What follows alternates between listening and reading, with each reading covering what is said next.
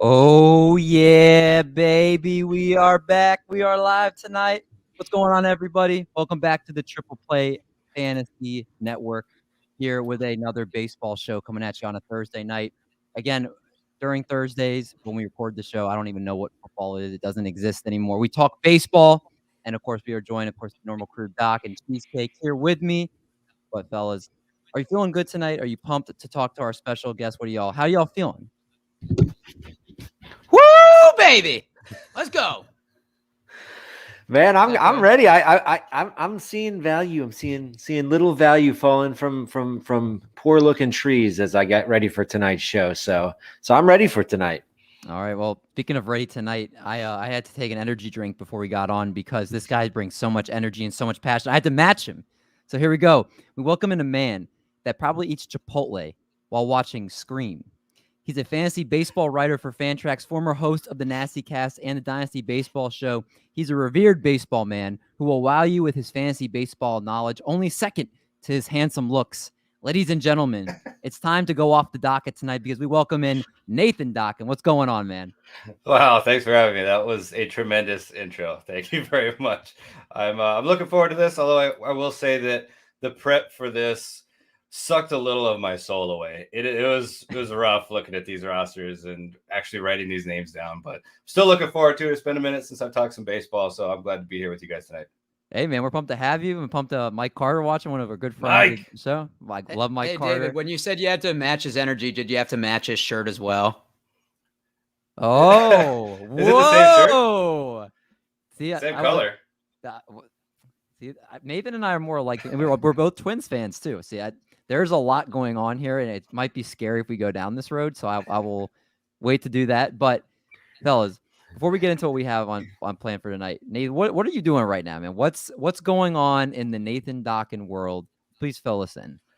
I'm sorry to disappoint you, but it's not very exciting. I've had to actually scale back a lot of my writing, my fantasy writing, because of real life.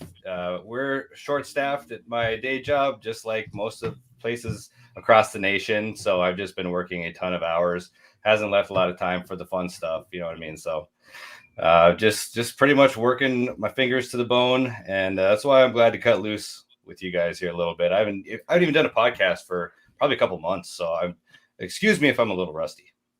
Dude, it's all good. I would never know. It's you know, it's like always like our first time podcasting here, especially with Cheesecake. Cheesecake kind of, when he podcasts, he brings us down a little bit. So we're all kind of at his level. So don't worry. That's right. It's all good. We're all here. We're all here to have fun tonight, talk some baseball. And what better way to talk baseball with the World Series concluding? Congrats to those Atlanta Braves. Let's talk. Everybody loves to talk drafts. So let's talk drafts tonight. And this draft content we're doing is a little bit different. The three teams that finished with the worst records last year: the Arizona Diamondbacks, Baltimore Orioles, and Texas Rangers. Yeah. They're where you do not want to be right now. They're being relegated and being demoted to the imaginary MLB team AAA league here. And we get to fill these rosters tonight. Each of us, the four of us, are taking these MLB players that have had experience on major league rosters, and we're going to see who can draft the best one. And we're calling it the MLB Bottom 3 because, it kind of sounds catchy. MLB Bottom 3 Relegation Draft. So MLB Bottom 3. Yeah, that's what I'm saying. Three. You can do a lot of songs you can do with this. So 3 pitchers and 4 utility players each. We're going to assume we're doing 5x5 scoring, Roto scoring for this format here. And like I said, the rule is they have to have some type of major league experience at some point in their career. So you can't go ahead and take Adley Rutschman. I'm sorry, guys, that he's not available to be taken here. And we'll do the prospects up another time. So we're not going to do the order live. We're going to save a little bit of time here. So I randomized the order prior to the draft. And how it went is Cheesecake 1, Doc 2, Nathan 3, myself 4. All right. So, Cheesecake, you have the first pick. The commissioner has left the podium. You are on the clock. You have a choice of any player from any of these 3 teams to add to your roster. Who are you taking? This is hard. The strategies you want to go with, I wasn't sure if I got the first pick which way. I felt like there were a couple solid picks among these teams, But I think if you're going first overall from the relegation, you got to go with the man who broke out and get Cedric Mullins as the number 1 overall pick in the relegation draft, going on Team Cheesecake. Team Cheesecake gets Cedric Mullins number 1, a guy that's a real 30-30 threat, especially with Roto. That's a big deal. I can see where you went with that. That's buying high right now. Now, Nathan, what do you think, man? If you had the first pick, would you have gone the same way? Yeah, I think he's the easy first pick. Made a ton of strides at the plate this year, and the speed is so hard to find. Even if the power pulls back a little bit next year, which I kind of expect, he did overperform a little bit. I still think that you're getting kind of like a Starling Marte light with him. So, out of this crop that we're looking at here with the 3 worst teams in baseball, I'd say that's a pretty safe, easy number 1 for me. All right, I like it. So Cedric Mullins off the board. Doc is going to you now with the second pick.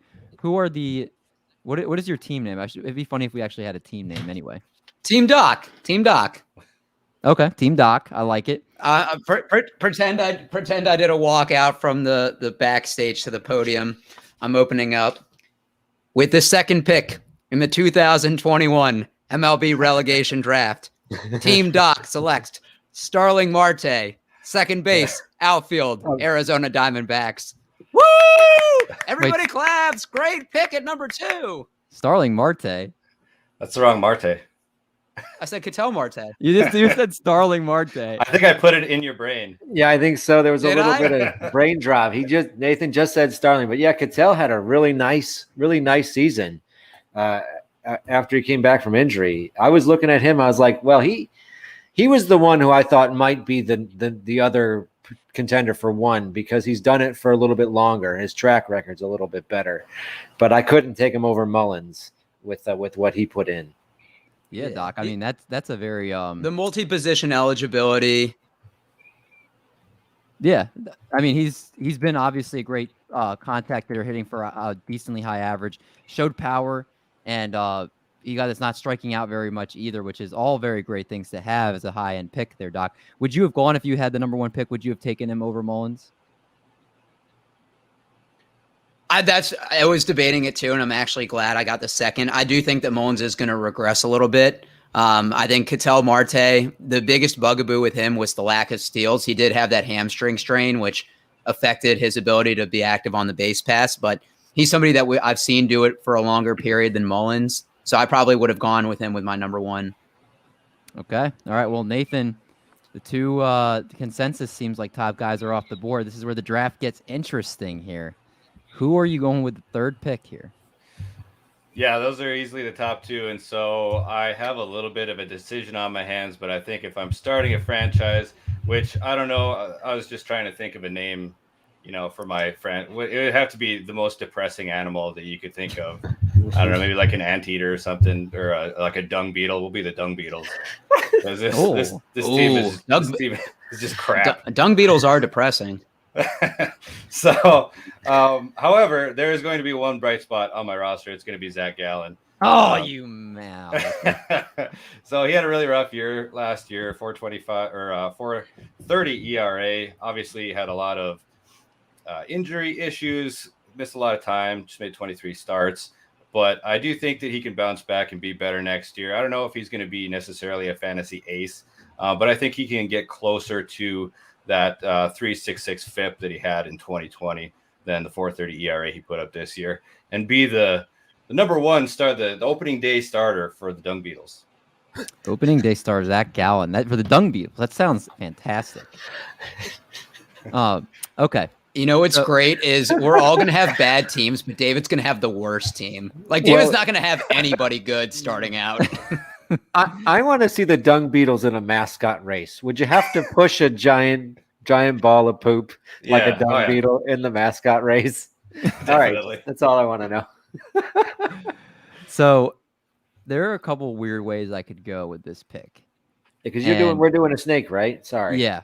I'll do my 2 picks, and believe it or not, I think I'm taking 2 Orioles here, which is disgusting as that sounds. Mancini and Means. Well, John Means is going to be the first of the picks, and John Means coming off a career year, 6-9, 3.62 ERA, was obviously had a lot better first half than he did second half of the year.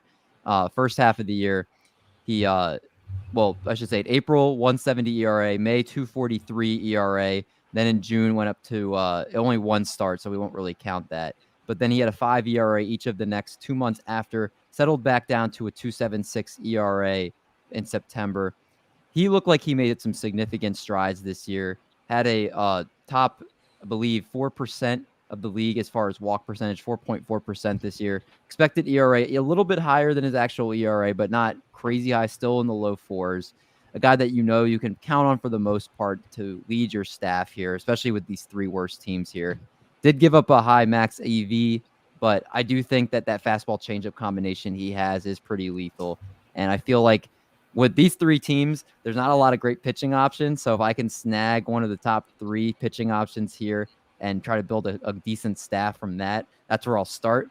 And then I'm going to go with their young stud, Mr. Ryan Mountcastle, who obviously, if you look earlier on in the year, kind of struggled, but he did bounce back, and he's at a position at first base that actually, which most people think is deep from years and years past, it's actually not as deep as you think anymore. First base is actually a position that over the years has kind of been a little bit more of a question mark. But, I mean, Ryan Mountcastle, 255 average, give you 4 steals, also hit 33 home runs, which people might not realize he hit over 30 home runs last year, and hit the ball really hard, had a 114.6 max exit velocity, top 7% in the league. Strikeout percentage is a little bit higher than league average. I would like that to go down a little bit, but he hits the ball way harder. Hard percentage is harder than league average. And I think he's a really great young player here that you can have as a good building block for your roster. I will take the Orioles the 2 Orioles players here, and I'll start out with that since it's disgusting, but let's let it ride. So Nathan's back to you, my friend. All right. Well, we might as well keep the Oriole train rolling here with the aforementioned Trey Mancini. I mean, who doesn't love a good comeback story with Mancini? It came back and, he pretty much rocked it. 176 ISO is a little bit down from his 2019 numbers, but still, 21 homers, 147 games, 255 average. And by his expected numbers, he even underperformed a little bit, a 326 WOBA compared to a 339 X WOBA. So I expect even a little bit more from him next year, heading into he'll be hitting the ripe old age of 30. So I'm not exactly starting young here, but I still think that he's going to be a pretty good bat for a couple of years here, occupying either first base or my outfield. And plus, you could have like a Mancini Mankini day. Maybe we could dress up the dung beetle mascot, the little Mankini, and have him run around or something. I forgot that I didn't pick a mascot for my team. We're gonna be the Rhinos, because remember the dinos for the in the KBO. Yeah, I feel like that was really catchy, so I'll play off of that and I'll say we're the Rhinos, the dinos, the Rhinos. We give you the horn if we spear you or whatever, if we dominate you or something catchy I could come up with, but I don't know if we're beating the dung beetles. I like that pick there. I think Mancini's a good safe pick. You know what he's going to give you. And even though he's 30, it doesn't mean that his career is anything. He's probably more obviously closer to the back nine, but he's still obviously not like he's like in his mid 30s or anything like that. So he could definitely still give you some production. Doc, back to you. Who you taking? All right. So for me, second pick, Team Doc takes Adolis Garcia, outfielder, Tampa Bay Texas Rangers. God, you are messing up. The crowd cheers once again. Yay! Great. Yeah, I think it's my connection, and that's why it's laggy. But 31 homers, 16 stolen bases. Obviously, really bad K rate. You worry about that in a points league, not a 5x5 roto. But once again, the talent isn't deep here. I'm going with the best player available. I looked at the pitching staff, so you guys got both good, reasonable starters. So not going to reach just yet. All right. So you got your second player there. Got some power in your lineup. Cheesecake, back to you for 2. This is where you make the mistake, because there is a reasonable starter left, and he's gonna be cringeworthy. But Madison Bumgarner is still available, so I'm taking old Mad Bum. he showed he still had some juice left and some gas left in the tank this year, producing well down the stretch. I had him on a lot of my teams. Now my teams weren't great. That doesn't say much, but he was helping me a little bit, and he's going to help the cheesecake sloths. We're going to be the sloths. That's going to be our team. Yeah. So Madison Bumgarner is my second pick, my first pitcher, and I'm going to go. Let's see. I think I'm going to go with Nate Lowe as my third pick. Someone has a really nice walk rate. I like his approach at the plate. His hard hit percentage is very high, and this was really his first chance to show what he can do. And he had a really solid season, hitting over 260 with 18 home runs and over 70 runs and RBIs. All right, I like it, Cheesecake. I like the way that this team is going. Doc, it's now back to you. So we've changed our name to the Seahorses. We're gonna, spice things up a little bit. And yeah, the Seahorses. I mean, we're all going animal themed. And I'm gonna go first pitcher. I'm a little bit of a contrarian pick, and I'm gonna take Merrill Kelly. The Diamondbacks exercised his $5.5 million club option for 2022. Actually had the second most innings pitched out of all the pitchers in this group at 158. And he started out the year on the IL with the thoracic outlet syndrome, built up his arm strength over the course of the season, had some really big upside games going 7-8 innings plus towards the end of the year. So Merrill Kelly, ace of the Seahorses. Let's go. Now I have to ask you, Doc. You were once, I believe, if I'm not mistaken, his name was not to be uttered by you or anybody that you knew. You put out a thing on him. You said, "I'm done with him. I don't want him." Yeah, you don't draft. You don't. Well, no. Let's be fair. He's not Tyler Anderson. He's not in Tyler Anderson territory.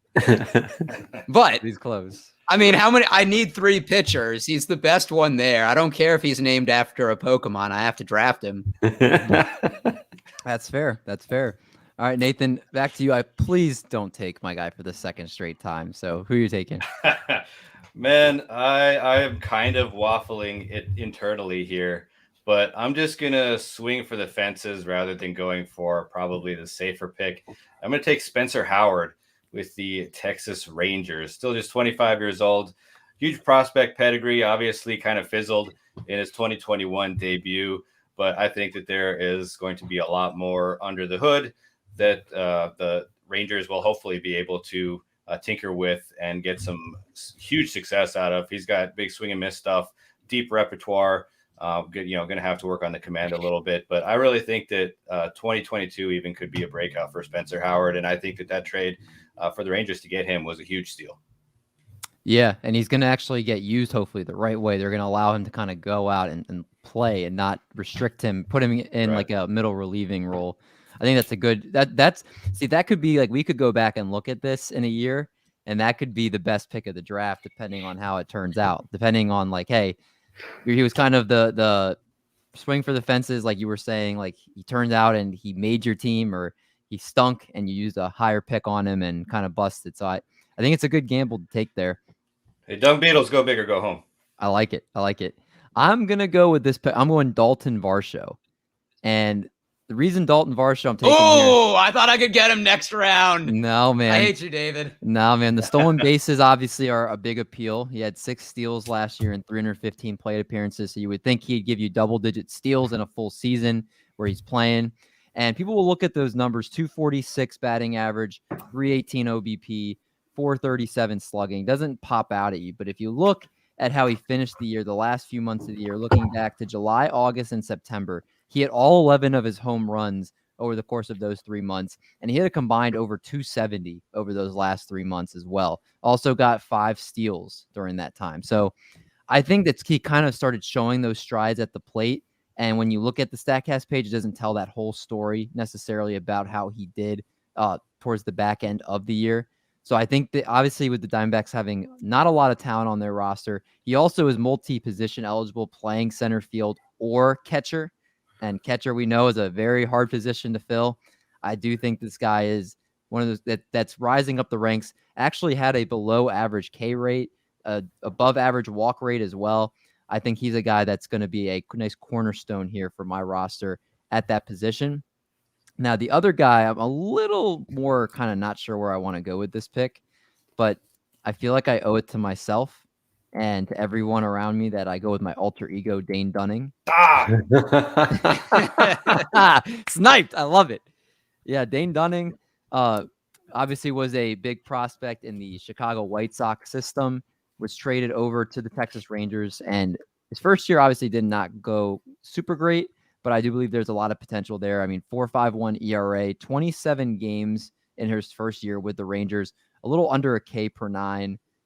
The expected ERA, a little higher than the actual ERA, but he has a decent K percentage, has a great, I love his pitch sequencing, and I love the fact that how he uses his sinker. I think his sinker is a really good pitch. I also think he has a good approach where he throws changeups inside a lot to lefties, and he seems like he's kind of got a good head on his shoulders. Seems like he's developing, and you look at his peripherals, there is stuff there that you can see. I mean, the whiff percentage on the slider, 38%. The changeup is a healthy 32.4%. I think he's a guy that I'm happy to get. Gets a lot of ground balls, 54% ground ball percentage. Good number 2 to have for this rotation. Keeping my team balanced. Let's go back to Nathan. Yeah, man, I like that pick a lot. Obviously, for my reaction, that was going to be my next pick. But instead, I'll pivot to Anthony Santander, who is, we're kind of getting to the less exciting guys at this point. But I like him enough. He's got some power. He's going to bring some pop to my outfield there. Obviously, just kind of I don't know. He's not very exciting. He can hopefully give you 25 home runs, 250 batting average, that kind of thing. Ran into some injury issues. Didn't play a full season last year, but I liked what he showed in the smaller spurt last year. So we're getting to the ugliness. So whatever. I'm not stoked about it, but I'll take him. All right, Santander, they're off the board there. Who are the Seahorses taking, Doc? The Seahorses are going to go with the first reliever on the board, and that's Joe Barlow for the Texas Rangers. He had 11 save, 3 holds for a 1.55 ERA, a .83 whip. 9 saves came in the last month of the season. Now, the Rangers, whoever finishes out the bullpen to end the season typically implodes at the beginning of the season. Neftali Please, Sean Tolleson. We've seen a couple other ones, but you're not going to get many save opportunities with this team or with these teams. So I'm going to try to lock up saves. So Mr. Barlow, welcome to the Seahorses. Is that your guys' symbol? You guys, the money sign, the Johnny Manziel? I think maybe like this or something. I don't know. Seahorses. Man, you took my guy. I was like Barlow. I hope he gets to me. That's tough, man. That's tough. Sniped me on that one. I was sniped. Who was now? I'm going to show who was the closer for the Rangers that they traded to Seattle and then didn't keep the job in Seattle last season. You're talking about oh my god. Because the point you were making about how Texas closers who finish the season as closer don't close the next year. I was like, their last season closer was the same thing. I'll look that up for you. Yeah, Rafael. No, never mind. I'm gonna go. I think it was Rafael Montero. Yeah, is that right? Yeah. I'm gonna go. My first pick here is going to be Taylor Hearn. I'm getting Taylor Hearn. He had a really nice July, a really nice August. His September would have looked pretty good too. Would have looked definitely serviceable. It's if there wasn't one really poor start against the Chicago White Sox where he gave up 7 runs in 3 innings. Other than that one start, he was a serviceable pitcher for the last 3 months of the season. And now I have a nice staff going here with Madison Bumgarner and Taylor Hearn. And just because this is a 5x5, I'm going to go and take the second closer off the board and get Tyler Wells, from the Baltimore Orioles, who finished the season as their closer. 6'8", 255 pounds, got 4 saves in the month of September. And I think he's perhaps an inside track to the job. But of course, I spent too much draft capital on Hunter Harvey last year, so we know how smart it is to early invest in Orioles closers. So, but Tyler Wells is my guy. All right, so we've got two closers off. This is going to hurt your ratios right there. Could be. Doc, are you going with your 5th player now? I'm liking the value for this guy, and it's Mr. David Peralta. Kind of a down 2020, bounced back a little bit in 2021, 259, 8 homers, 63 RBIs, 2 stolen bases. Nothing flashy, but a steady Eddie, somebody that's not going to ruin your ratios like an Orioles closer. Okay, I like it. They taking just a jag there to fill out some needs there, not hurt you, not really help you too much. Kind of just like you said, a guy in there. Nathan, who's your pick? I'm gonna stick with the bats and go with Austin Hayes, a guy who's had a weird start to his career, came out and just crushed, and then completely fell off. But last year bounced back, 22 home runs, 256 average in 131 games. Not too bad. So, steamer projection forward a little bit next year, 25 bombs at 256 average and a smattering of steals, which is something that I do not have yet. So at least he's kind of one of those not nothing guys who could hopefully chip in at 4 last year. Maybe he could get 5 to 10, something like that. Help me out a little bit in the stolen base category. Okay. Austin Hayes is great value for this point. Obviously, we're kind of getting to the latter half of the draft here. I think that's a great pick there to make. I'm going to fill out the rest of my staff here and take this guy first here, and that's going to be Glen Otto. Glen Otto, I think, is a nice upside pick here as the 3rd pitcher of my staff. I think you got a taste of him, just a little bit of a taste what he could do. 28 strikeouts in 23.1 innings. Whip was a little bit high, but if you look, his 9.26 ERA his expected ERA was actually closer to 5.26. Obviously, this is a very raw prospect. The traded over from the Yankees in the Joey Gallo trade, but I do think there's a lot there that I do really like. He has a 33% whiff rate on his slider, a great pitch that he has there. Ground ball rate was about league average. Fly ball rate was below league average. I think there's a lot there for him. And looking at his profile, had a decently low launch angle, so wasn't giving up as many fly balls. Hopefully, as going over the fence as you would want or if you didn't want to. Excuse me, but I think he's one of those guys. This is kind of an upside pick. If he hits, then having him as my 3rd pitcher, I think could work out really well. The other guy I'm going to go with is on the same team, and that's Nick Solak. Nick Solak, who was a very big disappointment in 2021, but still has a very nice, healthy K rate, 20.9% below league average. Walk rate a little bit below league average. 242 average. He's going to give you some stolen bases. Had 7 last year. 11 homers, 57 RBIs. He's going to get playing time. The Texas Rangers don't have a bunch of players right now that are going to come up and take his spot.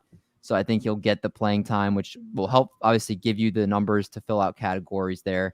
And I think as my 6th player in the draft here, I'll take that value. All right. Yeah, that's a good bounce back pick. And I am going to hammer down the steals, hopefully, with my next pick in Isaiah Philippa.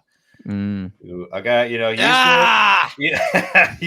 used to be a catcher, can't slot him in there anymore, but 20 steals from a shortstop at this point is not too shabby. And, you're not going to get much power at all with him, but you're going to get the steals. You're going to get an average that's not going to kill you. It might even be good, dare I say. So at this point, feel good with Isaiah Philippa. All right. That is a good pick. He was one of we could sell Philippa falafels in the the nacho stand or whatever. I like it. IKF with the dung beetles. It just sounds like it fits together. Marketing. Philippa falafels. Yeah. Doc, back to you. I'm going to finish out my pitching staff and go Jordan Lyles. I just feel dirty with this pick, but he actually threw the most innings out of anyone for the teams at 180. 10 wins, overshadowed by his 13 losses. Actually only allowed 7 home runs on the year. 5.15 ERA, 1.39 WHIP isn't something to get excited about, but he's going to be an innings eater. And to get him with my final pick, I'm not going to say that's value because that's like calling trash a treasure. I know the expression, but Jordan Lyles, I guess, come to the Seahorses. If you're not enthusiastic, he may ask for a trade. That's fine. I'll Ben Simmons him. There you go. All right. Art, your last 2 picks. All right, so finishing out, I have 2 hitters left to take, and I'm just going to go straight to the Diamondbacks and raid their young guys. Get Josh Rojas and Pavin Smith to finish out my team. 2 young hitters. 2 young hitters, both hit over 260 last year with a little bit of pop. Rojas has a little bit more speed. He got 9 steals, but Pavin had that nice max EV. I think there might be more power in his bat as he grows up a little bit. All right, I like it. 2 solid players to add there. I will say I must have accidentally deleted Josh Rojas from my little spreadsheet here. Otherwise, I would have drafted him previously. So I like that pick a lot. He would have gone earlier. Yeah. If it was Nice not pick. for my mistake. All right. Well, now Doc, it's now your final pick for the Seahorses. The Seahorses are going to round it out with Christian Walker. We're going to roll heavy with the Diamondbacks hitting offense with Peralta, Marte, and Christian Walker, a guy that we've seen have close to 30 home run upside. Not going to give you any steals, and it can hit around 250. But he's a big guy, and hopefully the Diamondbacks don't go on a 19-game losing streak like they did this year. Otherwise, my hitting's going to be in shambles. All right, Nathan, who's your last pick? All right. Well, I might as well try to scavenge a couple saves here. I'm just gonna take Cole Sulser. Once again, hurting the ratio. Yeah, whatever. I'll pick up a couple stray saves. 270 ERA last year, strikeout per 9 north of 10. So pretty reliable guy. Not too sexy, not too exciting, but he'll get the job done. Speaking of not too sexy or exciting, my last hitter is going to be Nick Ahmed. 10 homers and 46 RBI, 6 stolen bases. A guy that walks league average, strikes out about league average. Yeah, I mean, he's not going to be sexy or anything, but he's going to be a guy that you can put in your lineup. Not hurt you, not really help you. Only 236 average, but 2 years ago he did hit a year ago he did hit 266 and 254 the year prior. So I do think he can give you a league average batting average. And as the last pick, the Mr. Irrelevant in this draft, I do think you could do worse. So I'll take him to round out the squad. So those are our 7 players. We dug kind of at the bottom of the barrel there. We're going to tweet out each of our teams. We're going to have in a tweet, have all the teams there, and we're going to put a poll out and see which team you guys think had drafted the best relegation team. Who could go out there right now and take down another major league roster? Because I don't know if any can, but potentially we don't know. Anyway, nice job, guys. I will have to ask you guys to read me your teams off air so we get that put out there. But in the meantime, it's time to get now to the question of the week. And we cut it there so we don't get copyrighted. Our question of the week is sponsored by Monkey Knife Fight. Triple Play Fantasy is an official affiliate to Monkey Knife Fight, the fastest growing sports betting site in the United States. New depositors receive a 100% instant deposit match up to $100 using promo code Triple Play. So as Nike says, just do it. All right, Doc, our question this week, what do we got? So what is the best in-game promotional event? So you have things like the 7th inning stretch at the National Stadium. They have the President's Race. At Camden Yards, they have the Crab Shuffle. So what in-game promotion is the best? And Nathan, you are the guest, so I'll let you go first unless you don't have one. Well, I mean, it's clear it's got to be the Dakota Dung Beetles, Mancini pile of dung push around, which we just That needs to become a thing. We've got like the Rumble Ponies in the minor leagues. There could be some dung beetles out there. We gotta petition somebody. I don't really have one that comes to mind too much, except for along those lines. The freeze is really cool, but yeah, I guess I've always been. It's the presidents, right? That's got to be mine. The presidential race. Maybe I'll think of something when you guys are talking about other stuff too, but it's got to get my vote. Both of those are good. I'll just quickly say that because you mentioned it, mine was going to be the Mr. Freeze. I think a regular. Oh, that's mine too. Well, he mentioned it, so I was like, I might as well talk. I mean, Doc, I guess we can just both say Mr. Freeze running around like whatever it is, like half a football field behind the other person and getting a late start and then just passing. And they look back and the best is there's a gif of a guy hyping up the crowd, and then he notices he passes him and he stumbles. I'll give another one because I actually found a website where they have everything on here. Okay, what's the other one? So, the famous racing sausages at Miller Park. So, yeah, I've seen those. It's a couple sausages racing each other. It's basically flip-flopping the presidents, and you get major points for being first and for being delicious, and that's from the Brewers website itself. There you go. Cheesecake did. Which one's yours? So wasn't it the sausages that Dimitri Young hit with a bat when they were running past him? Do you guys remember this? Was it Dimitri? It might not have been Dimitri Young, but there sounds like something Delman Young would do. Yeah, they was doing a sausage race, and he's got a bat in his hand. He just maybe yeah, just whacks him, knocks the sausage over. I think he got like a suspension for it. I'm not gonna go with anything specific, but if you ever go to a minor league game where they have people spin on the bat and then try to run out to the mound, and they are running in circles and falling on the ground to try and win some local prize $50 gift card to the local Applebee's, watching like two 50-year-old women spinning around on a bat and trying to run out to the mound is pure entertainment. I just love those, especially in minor league games. They have to come up with all these funny things, and the bat spin, is one of my favorites. That's a good one. I didn't even know that they had that tradition. Did you guys know about Super Bucko Run at PNC Park? I did not. No.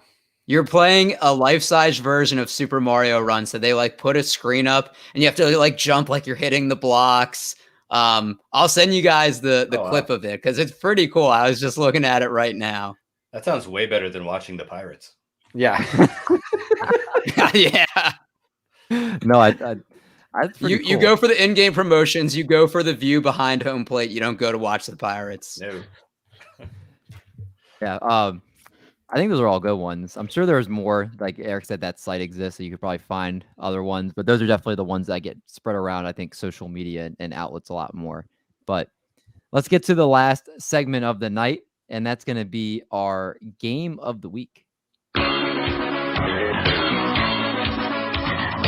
All right. Our game of the week is also hosted by Doc this week. So what is on the Dawkin for this game, Eric? So it's a game we've played before, but since the season officially ended, I'm going to give you guys 6 categories. It's kind of like leading off from Stump the Schwab. Mm-hmm. So we're going to start with David, then Art, then Nathan, and there's going to be, 6 to 9 answers per category. If you get it right, it goes to the next person. If you get it wrong, then the last person remaining wins. I have 6 topics, and then I have a 7th for a tiebreaker. Sound good? Yeah. Let's do it. All right, so David, we're starting off with you.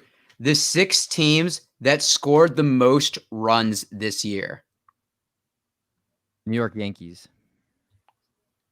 That is incorrect. You're already out. Art. Houston Astros. Yankees were 7th. Houston Astros number 1 at 863. Nathan, to you. Blue Jays. Blue Jays, only team in there. Yes, 846. Cheesecake. The Dodgers. The Dodgers, 830. They're in there. Nathan. Oh, man. Yeah, beyond that, I'm not entirely sure. I'm going to just guess the Giants. because they won a lot of games. I know it's mostly Giants last on the list at 804, but they're in there. Okay. So we got 2 left. Back to you, Cheesecake. White Sox. Oh, it's a good guess. White Sox is incorrect. So Nathan's going to win this Oh. category. The last 2 were the Rays, who actually had the second most runs at 857, and the Red Sox. Oh. So 3 teams in the AL East that weren't the Yankees. So Nathan's got 1. Art, we're beginning with you for this next category. The 6 teams that allowed the most runs in the MLB this season. Rockies.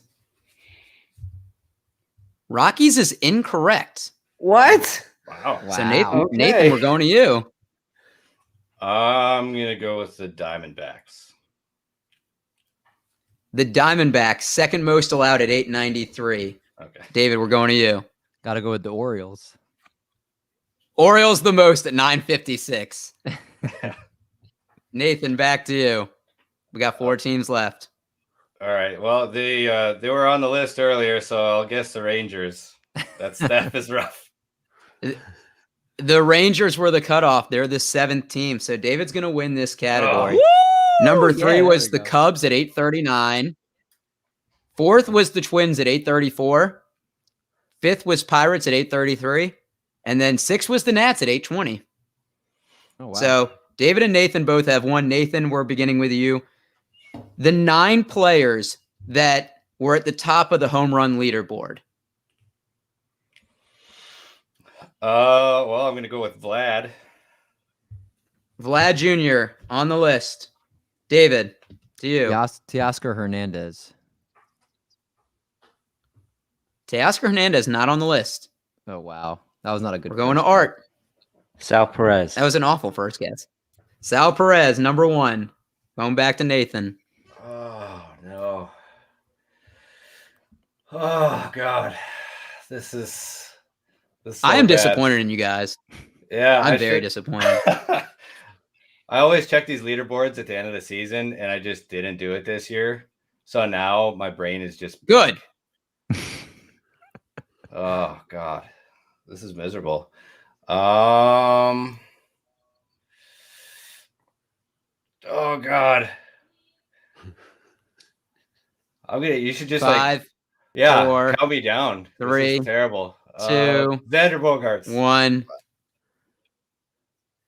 Incorrect. I am disappointed. I'm disappointed in Ohtani, myself. Marcus Semien, Fernando Tatis, Matt Olson, Mitch Haniger, Aaron Judge, and Brandon Lowe. Wow. So everybody has 1 apiece. All right. David, we're back to you to start. The 6 players with the most stolen bases. Starling Marte. Starling Marte is number 1. Art, to you. Okay. Now my brain just goes blank. That's what happens when you play a Just game. happened to me. Shohei Ohtani. Shohei Ohtani is incorrect. Oh, Nathan, to you. Whit Merrifield. that's yeah. Whit Merrifield, number 2. Those are like the two I Back know. to you, David. Those were the 2 I knew as well. Yeah. Oh my God. Trey Turner. Trey Turner, number 3. Back to you, Nathan. Oh, You guys got the 1, 2, and 3 in order. yeah. Oh God. Well, I know Isaiah Carter Philippa got 20, so I'll just say him. I can't think of anybody off the top of my head right now. That's probably not right. Incorrect. And I'm going to say I'm disappointed on both you guys from multiple levels. Cedric Mullins, number 4. 30-30 guy. Miles Straw at 5 and Tommy Edman at 6. Oh. So David's got Miles 2, Straw. Art's got 1, and Nathan's got 1. Yeah, disappointed in LC that he didn't go Cedric Mullins first. LC, we're beginning with you for this. The 6 starting pitchers with the lowest ERA. And it's not, I'm not going to say like Dane Dunning, he pitched 10 innings pitched. No, like people that pitched the entire season are a good portion. Max Scherzer. Max Scherzer, number 2 on the list. Nathan. Walker Buehler. Walker Buehler, number 3 on the list. David, to you. Did Adam Wainwright sneak in? Is that your answer? No. I'm gonna say. Are you going to the mall later? Oh, Robbie Ray. Well, both are incorrect, so you get out for that. We're going back to Art. 4 answers left. Okay. Corbin Burns. Corbin Burns, ERA leader. Back to you, Nathan. Brandon Woodruff. Brandon Woodruff, number 4 on the list. Art, back to you. We got 2 left.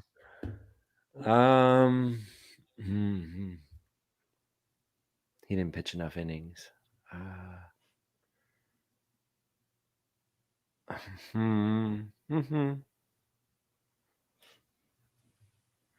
can't think of anybody. Guess.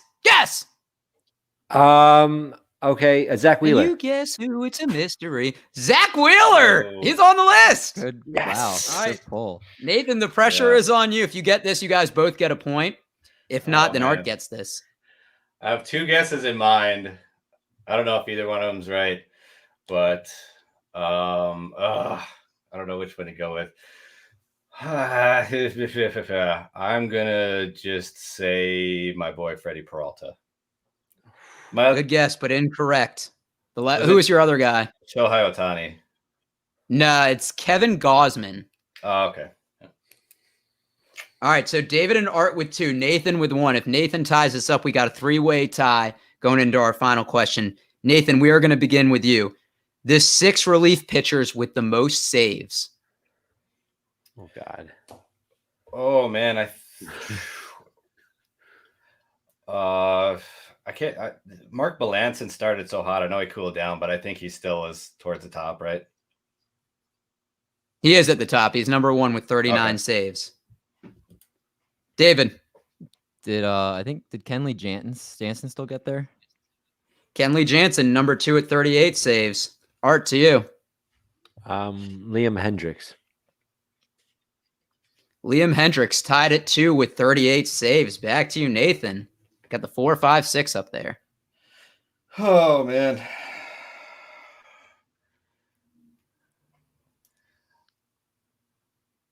I know he wasn't in there for a while. Did Aroldis Chapman get there? Incorrect. Damn it. So, David, it's going to you. If you get this right, puts the pressure on Art. If not, Art's going to win the game. He's gonna win the game. Yep. Did Alex Now it Reyes works. get there? That is incorrect. Oh my God. Oh. So I don't have to get it right. You know what? I feel like that's a bad way to end. I feel like you do need to get it right. Josh Hader. Oh my God. Josh Hader. Yeah. How Five. did we forget There about we Josh? go. Hader? The other two. Right? The other 2, Will Smith and Raziel Iglesias. Once again, David Wow. chokes. Once again, David chokes in the game. Oh my God. I was right there too. I don't know how I didn't guess Hader.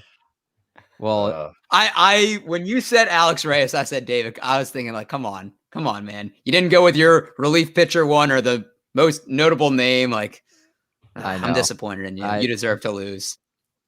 well, I'll give Art his crowd share. Nice job there, Cheesecake. On that note, we're going to make sure we get Nathan out of here. Nathan, appreciate you coming on the show tonight, man. I know it was a little hectic beginning setting up, so appreciate your flexibility with everything and just appreciate your time, my friend.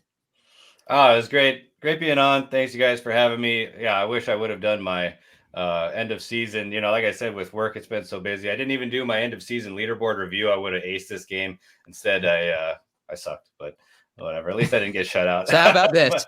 How about this?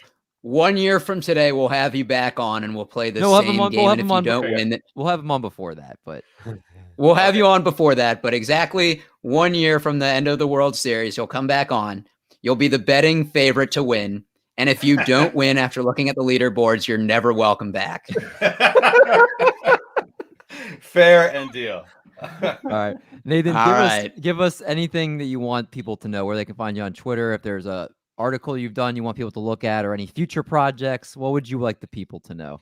Yeah, man, just check out fantraxhq.com. That's where all of my future work will be found at. And of course, I always link to that from my Twitter account, which is just my name, at Nathan Dawkin, Dawkin. Love it. Make sure you check him out and all the great stuff he does over at Fantrax. It's truly some good stuff.